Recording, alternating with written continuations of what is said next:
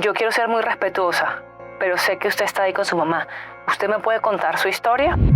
No, es que no te puedo explicar. O sea, no hay palabras para explicar lo que ese hombre reflejaba en su mirada. Él me dijo sí. Y tuvo una réplica, ¿no? Y la sentí. Andreina, bienvenida a Venezuela al Día. Bueno, empecemos porque sabemos que tú fuiste a cubrir esta tragedia que lamentablemente pasó pues hace una semana, ya en 24 de junio. Mucha gente la cataloga como una de las peores tragedias, o por no decir la peor que ha pasado en los últimos años. Tú que fuiste y estuviste allí, ¿sí podría decirse que fue la peor tragedia? Bueno, en el año 99, justo el mismo lugar en donde hoy se cuentan esa cantidad de muertos y esa cantidad de colapsos en edificios, que es La Guaira, antes se llamaba Estado Vargas, fue el epicentro de una tragedia tremenda que fue el deslave de Vargas. Otras características, no fue un terremoto, sin embargo ahí también se cuentan por miles las víctimas. Sin embargo, lo que uno puede revisar de acuerdo a las estimaciones que tienen tanto la NASA como estimaciones del Servicio Meteorológico de Estados Unidos por la densidad de población y de construcciones que había en ese lugar y la magnitud del sismo, se estima que esto es mucho peor de lo que se vivió en esa época, así que sí diría que esta es la peor tragedia podría decir hasta en un siglo en Venezuela. Andreina, ya entrando un poco en materia, ¿qué significó para ti o qué sentiste cuando llegaste? Porque claro, veíamos esos reportajes, esos videos que enviaste antes de abordar el avión para decir que llegaste a Venezuela, y después cuando llegas, ¿qué se sintió? ¿Qué fue lo primero que viste? Mira, yo te digo que para mí ir en esa circunstancia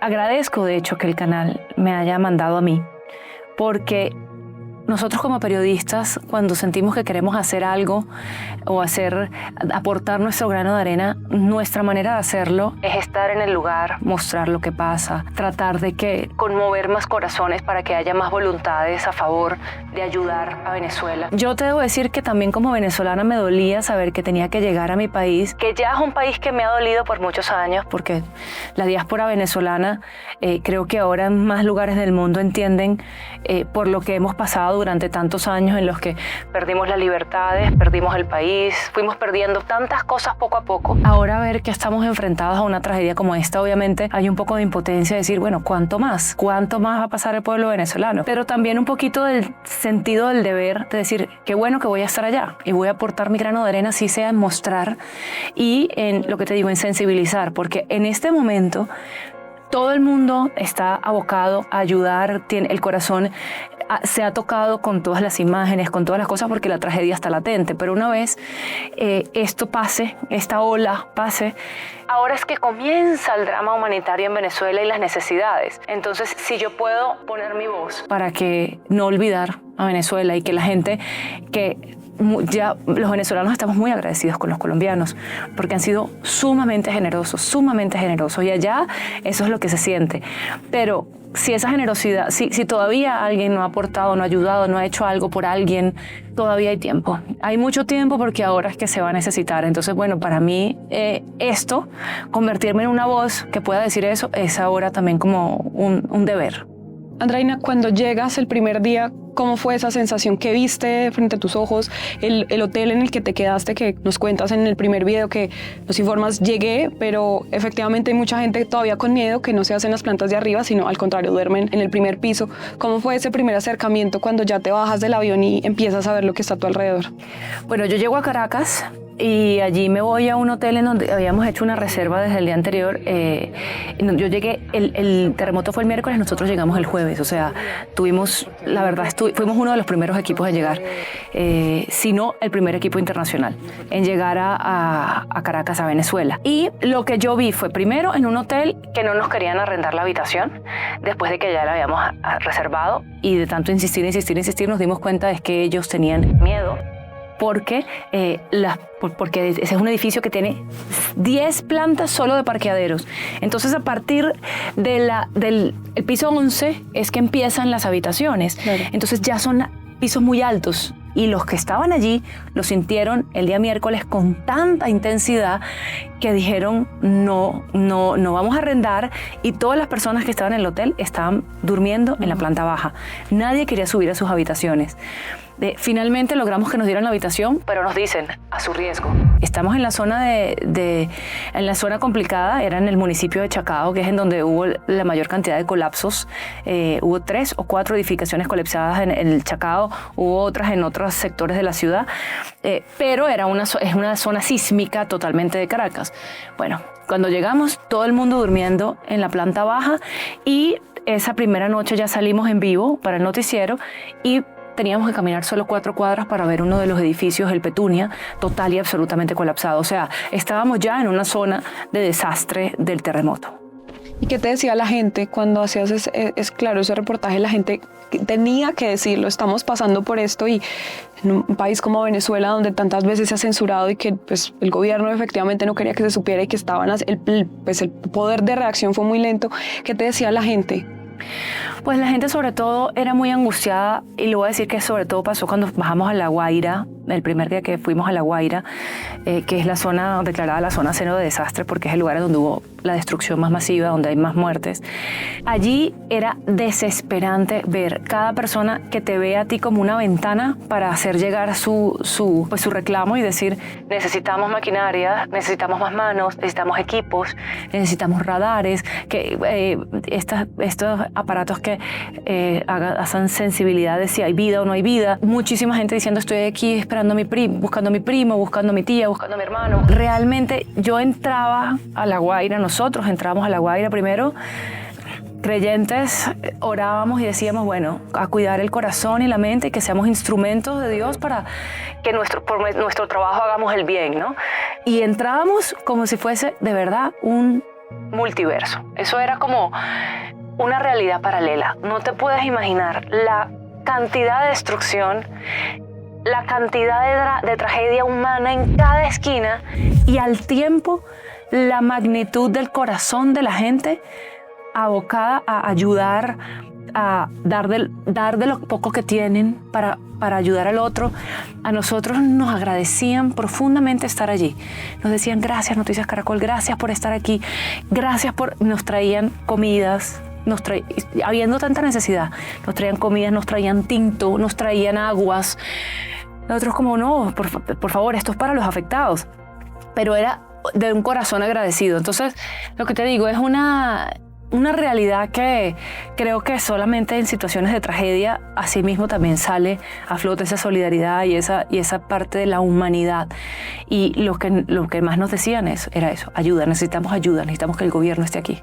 Hay un video que me parece muy, muy bonito y muy representativo, y son unos muchachos que tú entrevistas, muchachos a la intemperie, que dicen necesitamos ayuda, y están así súper raspados, se les ve la cara de la tragedia, pero que precisamente son jóvenes y que están metidos en todo esto, y que de hecho te dicen muchas gracias y te dicen, Andreina, necesitamos ayuda en este lugar. ¿Cómo fue encontrarse con esa realidad de muchos pelados, niños que se fueron a ayudar sin importar, porque no había maquinaria, decía que con las propias palas y las picas? Bueno, había ejércitos de voluntarios. O sea, por lo menos en Caracas, en los edificios que visité en Caracas, los ponen, les decían, bueno, necesitamos 10, y venían 10, y necesitamos otros 10, y venían otros 10 para mover cosas pesadas. Obviamente los rescatistas profesionales los guiaban a ellos en lo que debían hacer ahí en Caracas. En La Guaira es otra historia, porque fue mucho la propia gente la que tuvo que hacer todo con sus manos. Pero ahí en Caracas había un poco más de orden. Había un poco más de... Y tú veías jovencitos, muchachos de 15, de 16 años. Hay uno, por ejemplo, que desde lo que él podía hacer, y era estar en un puesto antes de ingresar a la parte del edificio, teníamos cascos, y te daban casco, te daban tapabocas, o sea, te equipaban para que tú pudieras entrar a hacer tu trabajo allá. Te daban agua, te decían qué necesitas, y el mismo muchacho lo vi 3 días seguidos sin cambiarse de ropa. O sea, él dormía, seguía. Yo decía, ¿y tú cuándo vas a descansar? Me dice, no, mientras yo pueda estar aquí, estos son los momentos en que hay que estar. Y así mismo veía gente mayor en La Guaira, que era gente mayor que ya sabía que ya su familia no estaba viva, pero que de pronto un vecino tenía esperanza de que de que su familiar estuviera vivo y estaban ahí ayudándolo a ellos. Aún sintiendo que no tenían ya nada que perder, que ya no tenían nada que hacer allí, seguían ayudando a los otros. Entonces, no, pues las historias son múltiples. La verdad es que, y todavía hoy día las historias son múltiples. Veíamos también en Caracol una donde tú muestras complejo habitacional, las casas destruidas, y por allá en el fondo se ve y tú cuentas la historia de un hijo que encuentra a su mamá, la saca, está como con un colchón encima, y la escena es espantosa porque está encima de él llorando. Después te acercas, logras hablar con él y él en medio de su desesperación y lo que puede cuenta que encontró a su mamá muerta. Sí, yo de verdad de ser muy respetuosa porque... claro, porque es eso. Claro, hay que tener mucha sensibilidad, además en este tiempo en que todo el mundo tiene un celular y no solamente los medios de comunicación están allí intentando dimensionar, mostrar, pero también hay gente que con su celular estaba en todo momento grabando y tú te das cuenta que dentro de la misma gente, dentro de su desesperación y su tristeza, se volvían un poco... como que no me grabes, no sé qué. Yo cuando veo a ese señor que está llorando enfrente, tenía al lado un cadáver y él está llorando desconsolado como si fuera un niño, pero era un hombre. Yo le pregunto a la gente que está alrededor, le digo, ¿él quién es? ¿Qué pasó con él? Me dice, bueno, él está ahí con su mamá. Él la sacó. En un edificio colapsado en donde me habían dicho que supuestamente había una niña que estaban rescatando. En ese momento, en ese lugar pasaron muchas cosas al tiempo. Y justo ahí le acaban de decir a la hermana de la niña que no estaba viva, que la niña estaba muerta. O sea, la señora estaba recibiendo esa noticia, yo estaba viendo a este señor. Seguía gente de los vecinos. Ese fue en el complejo habitacional Hugo Chávez Frías, que era un complejo hecho por la Misión Vivienda de Hugo Chávez, que después vimos ahora con todos estos colapsos que muchas de esas viviendas estaban muy mal construidas. Y esta gente diciendo, ayúdennos. Y yo veo a este señor como apartado de todo ese caos, en su mundo llorando a su mamá. Yo me le acerco y le doy una bebida energizante que había comprado para mí desde Caracas y se la di a él. Le dije, aquí le entrego, le dije, yo quiero ser muy respetuosa, pero sé que usted está ahí con su mamá. ¿Usted me puede contar su historia? Y él, de verdad, ese hombre tenía una mirada, era de una desesperanza absoluta. O sea, como eso de... No, es que no te puedo explicar. O sea, no hay palabras para explicar lo que ese hombre reflejaba en su mirada. Él me dijo sí. Y yo le empiezo a preguntar, bueno, está al lado de su mamá, ¿qué pasó? Y él me empieza a narrar todo, pero obviamente él dentro de todo, él decía, yo llamaba a mi mamá 3 veces al día, yo no sé qué, Y después me dice, pero yo estoy muy agradecido. Y eso para mí me parece la parte más... Yo estoy muy agradecido porque yo la tengo aquí. Me dice, aquí hay demasiada gente que no tiene el cadáver de su ser querido y que no va a poder despedirse, que no le pudo... Yo alcancé a ver cuando él le quitaba la sábana y le hacía en el pelo y la acariciaba. Obviamente eso no lo grabé, pues. Pero era muy loco porque él decía, yo estoy mal, estoy triste, pero estoy agradecido porque tengo un cadáver y porque llegó gente que yo no conocía a ayudarme, a quien yo no tenía cómo pagarle, no tenía nada que darle. Y decía, él también estaba pensando cómo retribuir a alguien que prestó un pico, una pala para sacar a la... O sea, es como... Sí, dentro de la tristeza también como el agradecimiento y definitivamente esa fue una de las historias que más me conmovió, sí. Andreina, un poco hablando de toda esta historia que veíamos, tú eres una cara muy visible del canal, igual que Beatriz Adrián, y ustedes como venezolanas vimos, por ejemplo, cuando se juntaron, que estaban las dos y que muestran a Beatriz Adrián contando, y bueno, eso pasó unos días antes, donde ella dice, tengo 2 primas desaparecidas, que eso fue muy viral porque claro, ya estaba en el puesto de periodista, pero se quebranta. ¿Cómo sientes tú también esa llegada? O sea, ¿cómo fue estar al lado de Beatriz, que estaba viviendo su propia tragedia, pero tú también llegar a un país que habías dejado hace tanto tiempo, llegar a cubrir en esta situación? Algo de donde estudiaste, la universidad, el colegio, quedó en ruinas, algo que hizo parte de tu vida y que ya no quedó. Bueno, es muy loco porque uno como periodista obviamente se pone la camiseta de periodista y yo te voy a decir algo, yo durante todos esos días que estuve allá, a pesar de que estaba tremendamente movida, yo sabía que yo tenía que salir adelante porque tenía una emisión de la mañana, una de la tarde, una de la noche, tenía que hacer vivos para esto, tenía que enviar reportes para Blue. O sea, uno tiene que estar funcional. Si tú te derrumbas, no estás funcional. Entonces, yo me di permiso de llorar y de derribarme y de entristecerme ya cuando llegué acá. En esos días, te lo juro que hice de tripas corazón, porque yo dije, no, mi deber es ser periodista.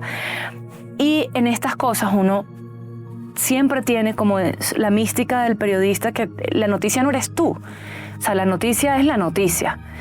Pero cuando tú te encuentras, por ejemplo, a Beatriz, que la tragedia y la noticia es una cosa que te tocaba a ti personalmente. Mi familia, por fortuna, está bien. Toda mi familia está bien. Algún tío político perdió su casa, sí. Otro tío está fuera de su casa porque está en malas condiciones. Cosas, pero no hubo pérdidas de vidas, no hubo pérdidas humanas en mi familia. En el caso de ella no era así. Y tú veías a todos yo veía, y a mí me sorprendía mucho ver a los periodistas haciendo sus reportes y poco después abrazándose entre ellos, abrazándome a mí, con ganas todos de derrumbarse y de llorar. Porque es que es muy difícil, hay ciertas circunstancias en las que esa máxima de que tú estás haciendo tu labor se ve muy comprometida porque personalmente te afecta. Y yo siento que aunque intenté que no pasara, en mí era muchas veces evidente que yo estaba luchando contra eso, ¿no? Luchando contra no derrumbarme enfrente de la cámara. Y eso nos pasó a muchos, y eso le pasó a Beatriz. Por eso cuando la llegué y la vi, pues mi abrazo, mi solidaridad, mi cariño, porque Beatriz es una mujer sumamente valiente. Y ella sintió que esa era la manera en que ella podía hacer más para ayudar a su familia. Y en efecto, en el edificio de sus familiares llegaron ayudas, algunas de hecho de familiares de ella de Estados Unidos que llegaron pero ella todavía no ha podido recuperar a sus primas. Entonces es un caso excepcional de esos en los que la línea entre el profesional que eres y el tema personal pues es muy difícil de mantener. ¿Y algún espacio en el que hayas estado quedó en ruinas en tu infancia o algo que recuerdes? Sé que mi colegio, me pasaron unas fotos del colegio donde yo estudié, el Colegio El Peñón en Caracas. Sé que tuvo afectaciones, que vi una pared totalmente derribada, pero no sé, no creo que haya quedado en ruinas totalmente. La verdad, no tuve tiempo de ir. O sea, no tuve tiempo de ir y constatarlo yo misma, de ver cómo estaba. No, yo estaba en otro tema, pero obviamente sí, esas fotos fueron impactantes porque siempre hubo un buen daño allí en el colegio. Andreina, hablando un poco de esa ayuda internacional, porque varios países se unieron, no la pensaron y llegaron, ¿cuál era la sensación de la gente de ver que el propio gobierno pues fue incompetente, porque hay que decirlo, pero que llegaron de distintos países, de El Salvador, de Costa Rica, de Colombia, y llegaron a ayudar? ¿Cuál era esa sensación de la gente con esas personas que venían de otros países, que vimos los topos, los perros de distintos lugares? Bueno, primero yo creo que la misma ciudadanía ya sabe que está sola hablando respecto a su gobierno. Que la ciudadanía se ha convertido en una ciudadanía activa que busca resolver sus temas por sí mismos, en buena medida de hace muchos años, apoyada por redes de solidaridad y de vecindad. Eso viene pasando en Venezuela hace tiempo y esta fue una prueba de fuego para eso, de los ciudadanos empoderados que, como saben que no cuentan con el gobierno, se organizan en sociedad civil para responder a los desafíos que tenemos. Eso lo hemos visto en Venezuela hace un tiempo. Pero el hecho de que llegara ayuda internacional, obviamente, y que llegara ayuda internacional de casi todo el mundo, porque la verdad fue impresionante, eso se sintió como un aliciente, como por primera vez en mucho tiempo no estamos solos, sí hay ayuda, sí están viéndonos. Entonces la gente, como lo he visto mucho en redes sociales también, muy agradecida con los equipos y con las personas y que dicen, mira, aquí nos han traído comida nada, nos tienen tal. Me decía, gracias, porque mucha gente es lo que ha hecho demostrar su agradecimiento a esas personas que fueron las que llegaron y se lanzaron al hombro, algo que en buena medida tenía que haber ayudado mucho más al gobierno. Vimos también una escena en la que sale Tsunami, el perrito. Allá me encontré con ¿cómo se llamaba? Mali. Con Mali del Cuerpo de los Topos Aztecas. Allí estuvimos conversando con su binomio y estaba contándome que esa era su primera misión internacional, que ella había ayudado en varias cosas en México, pues que tiene también una desafortunada historia de desastres naturales y que Mali había ayudado en varias allá en México y que en Venezuela ya había logrado en muy pocas horas, en menos de 24 horas de su llegada, a tres seres, 2 personas sin vida y un perrito con vida.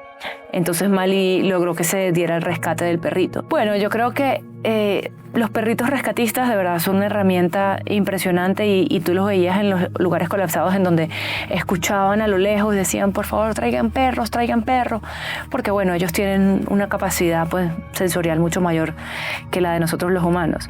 Y los perritos que rescataban de entre los escombros, bueno, también me tocó, por ejemplo, una señora en el Junquito, que es otro de los lugares afectados, un lugar montañoso, frío, a diferencia de La Guaira, en donde también hubo algunas estructuras colapsadas, una señora que habían rescatado entre los escombros y decía, yo no me muevo de acá porque mis gatos siguen allí. Me dice, yo sé que mis gatos están allí, yo no me voy a mover hasta, me dice, porque ellos son de la familia, y la señora se derrumbaba y lloraba. Entonces, no, definitivamente es que las mascotas son familia. Algo que discutíamos con el equipo es que desafortunadamente este tipo de cosas sacan o lo peor o lo mejor del ser humano. Y veíamos también casos de policías o incluso personas que iban a los cadáveres a quitarles los anillos, los relojes, o sea, mirar qué quedaba, televisores. ¿Presenciaste algo de eso o qué decía la gente, ese malestar también de ver cómo estamos en medio de una tragedia? Lo último que necesitamos es ir a hacer eso. Lo que presencié fue personas que se quedaban a dormir en un parque al lado de su negocio colapsado, porque había saqueos. Entonces decía, nosotros estamos esperando que lleguen las autoridades porque no nos podemos meter nosotros a sacar nuestras cosas porque es peligroso para nuestra vida, pero para salir de acá porque hay otros que sí se meten y nos roban las cosas. Decía, nosotros nos quedamos aquí cuidando lo último que nos queda porque nuestra vida era nuestro negocio, que era una peluquería. O sea, y ahí todavía tenemos las sillas, no sé qué. Y si eso está en pie, nosotros no nos llevamos porque vamos a volver a comenzar. Entonces eso sí lo vi. No vi a nadie saqueando, pero sí vi otro de los reclamos que hacían los ciudadanos allá. Decía, mira a los policías, mira a los guardias, mira a los organismos de seguridad, estaban con los uniformes limpios y las manos limpias, muchos haciendo de tráfico, otros parados allí con sus fusiles y poco de ayudar y de meterse, ayudar a la gente. Eso sí lo vi. Andreina, ya para terminar, ¿qué te llevas de todo esto? Personalmente, siento que nunca nada pasa en vano y aunque esto es demasiado dolor y demasiada tristeza, demasiada pérdida para procesar, aún. Yo solo espero que de esto y de todo lo que ha pasado en Venezuela, solo salgamos ciudadanos más empoderados, más conscientes, más participativos, más unidos, que queremos redes ciudadanas que nos hagan una ciudadanía empoderada y que podamos reconstruir, que no depender de nadie más, ni de Estados Unidos ni de nadie, para reconstruir nuestro propio país con nuestras manos. O sea, yo como venezolana lo que digo es que como en las situaciones difíciles también se ve, sale lo mejor del ser humano también, porque eso lo hemos visto mucho en esta situación. Pues toda esa gente que emigró, que son ya pequeños embajadores de su país en diferentes lugares, que aprovechemos todos de traer nuestros conocimientos, de traer nuestras relaciones sociales para hacer que haya inversión en Venezuela, para hacer que haya una verdadera transformación y que nos volvamos a levantar de todo esto. Entonces con eso me quiero quedar, con que de las situaciones más difíciles y más desgarradoras también hay momentos luminosos y situaciones que nos fortalecen y nos van a hacer salir adelante.